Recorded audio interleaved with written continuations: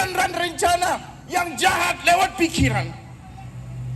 Itulah sebabnya hari ini kita mau menyatakan kepada dunia ini, hari ini gereja-gereja mau menyatakan, bertobatlah sebab kerajaan Allah sudah dekat untuk menyelamatkan banyak orang-orang yang terhilang.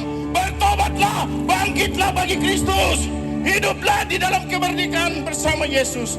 Jangan lagi ada dosa, jangan ada lagi kepalsuan, jangan ada lagi kebohongan. Sebab di dalam Roma pasal 6 ayat 12 mengatakan, sebab itu hendaklah dosa jangan berkuasa lagi di dalam tubuhmu yang fana, supaya kamu jangan lagi menuruti keinginan.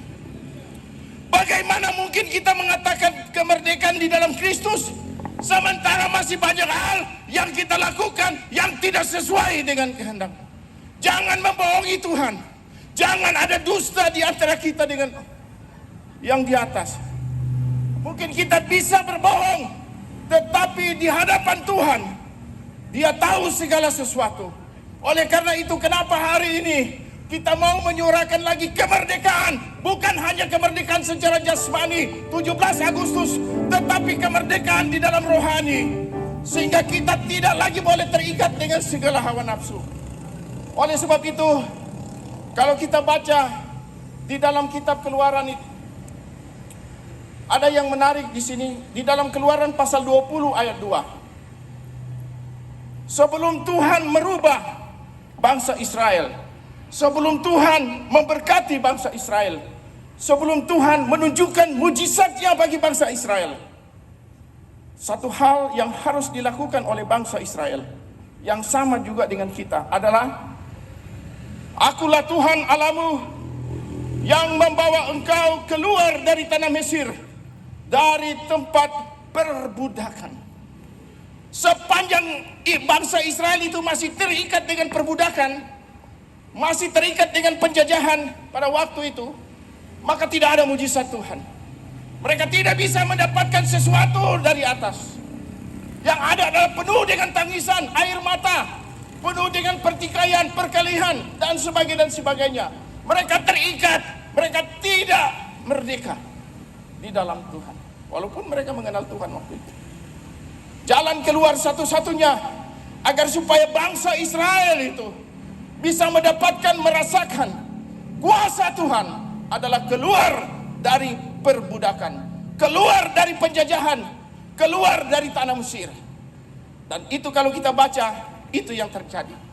Demikian juga kehidupan kita.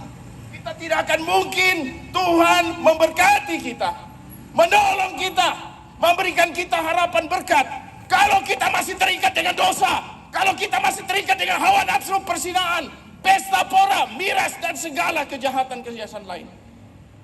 Tidak mungkin. Karena Allah itu kudus. Agar supaya kita diberkati, maka kita harus keluar dari tanah Mesir. Kepintaran tidak bisa menjamin kemerdekaan, tetapi Tuhan sendirilah yang sanggup melakukan hal itu. Oleh sebab itu, sebentar angkat tanganmu dan berdoa supaya ada pemulihan, supaya ada kemerdekaan, supaya kuasa kegelapan yang mengikat kita setiap hari keluar, sehingga kita tidak lagi melakukan dosa. Nikodemus, seorang ahli Taurat, seorang yang pintar, tapi dia tidak mengerti bagaimana mungkin bisa masuk ke dalam kerajaan surga. Satu-satunya jalan, Tuhan Yesus bilang kepada Nikodemus itu di dalam Yohanes pasal 3 ayat 4 dan 5. Jawab Yesus, aku berkata kepadamu, sesungguhnya jika seorang tidak dilahirkan dari air dan roh, ia tidak dapat masuk ke dalam kerajaan. Artinya apa? Kuasa kegelapan yang sedang mengikat umat manusia di sepanjang masa, di sepanjang tempat ini, manusia tidak akan mungkin mampu melawannya. Tetapi hanya satu-satunya nama di atas segala nama yang sanggup membebaskan engkau, yang sanggup memerdekakan engkau, itulah nama Yesus, nama di atas segala lainnya. Tidak ada nama yang lain di atas kolong langit ini selain daripada nama Yesus yang sanggup memberkati, memerdekakan engkau dari segala kutuk, dari segala dosa, dari segala ikatan-ikatan perbudakan yang begitu banyak yang masih menyebabkan kita punya ipar-ipar, nenek, kita punya om, tante masih terlingkar dengan dosa.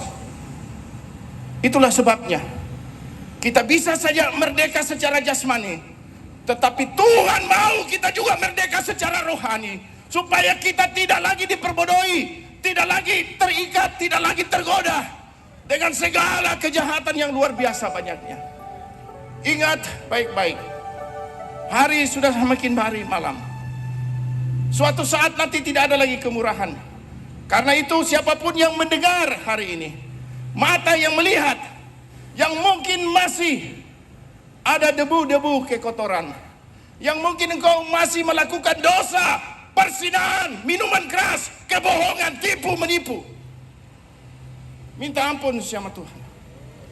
Mohon kebelas kasihan Dia, sebab waktu ini masih ada kemurahan untuk kita sungguh-sungguh kembali dimerdekakan di dalam Yesus Kristus.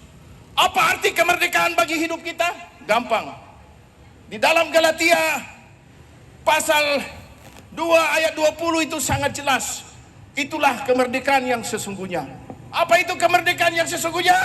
Bukan aku lagi yang hidup, bukan emosi, bukan hawa nafsu, bukan angkara murka, bukan dendam, bukan segala sirik benci yang ada di dalam otak dan hati kita, tetapi melainkan Kristus Yesus yang hidup dan diam di antara. Itulah yang akan memerdekakan engkau. Itulah yang akan membuat engkau merdeka sesungguhnya. Amin. Oleh sebab itu, dimanapun engkau berada, mari, waktu semakin hari semakin menipis. Sebab itu hendaklah dosa, di dalam Roma pasal 6 ayat 12, jangan lagi berkuasa lagi di dalam tubuhmu yang fana, supaya kamu jangan menuruti keinginannya. Mari kita turuti Roh Kudus yang ada di dalam kita.